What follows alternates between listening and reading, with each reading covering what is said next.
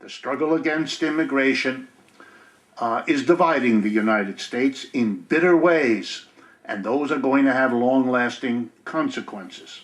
So I want to look at this a little bit more closely.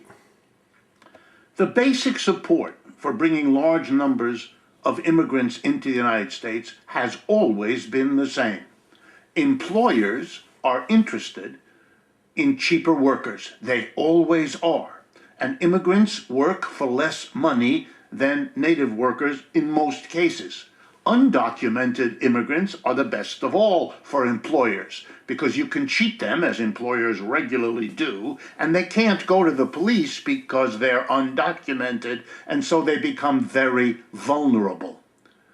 So when that happens, when we have immigration and it lowers wages and displaces native workers, we then turn to the native-born workers.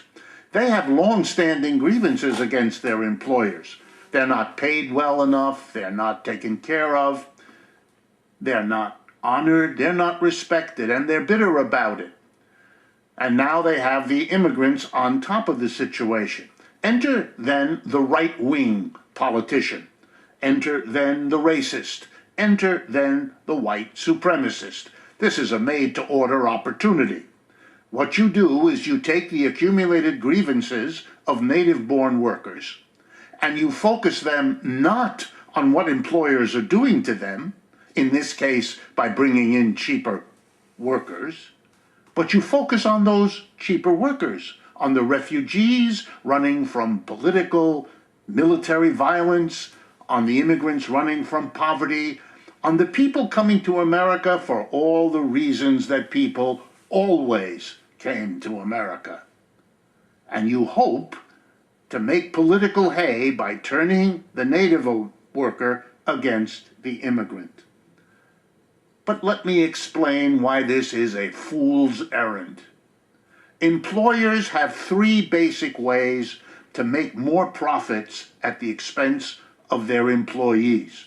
Number one, move out of the United States to places where wages are much lower. American companies have been doing that big time for 40 years. Second, if you can't go there or you don't want to, bring the lower wage workers here. That's immigration. And if neither of those are available, there's the really big one that's exciting. It's called automation. Get rid of the job altogether, replacing it with a machine. In the 70s, 80s, and 90s, it was computers. Then it morphed into robots, and the next big wave about to crash in American capitalism is artificial intelligence. Capitalists will do whichever one of those works for them. If you stop immigration, they'll move to going out of the country again, or they'll focus on automation. That's the name of the game. The problem is not the immigrant. The problem is a system in which the profits of a few are enhanced by the taking it out on the mass of the working people. Don't be fooled.